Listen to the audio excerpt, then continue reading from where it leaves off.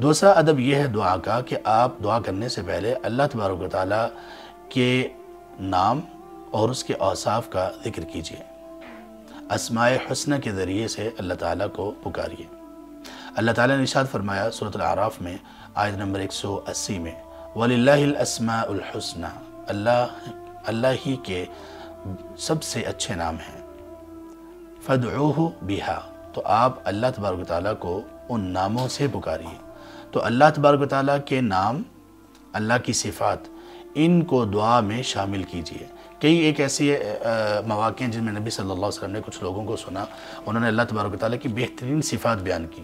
آپ نے نہ صرف ان کی توصیف بیان کی، تعریف کی، بلکہ یہ بھی آپ نے فرمایا کہ جو اس طرح سے دعا کرے گا اللہ اس کی دعا کو قبول کریں گے۔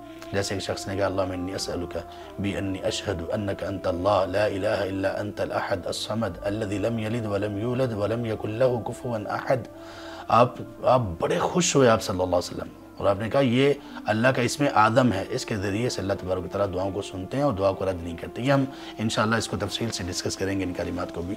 تو اللہ تبارک و تعالیٰ کے جو نام آپ کو آتے ہیں، جو صفات آپ کو آتی ہیں، آپ ان کے ذریعے سے دعا کیجئے۔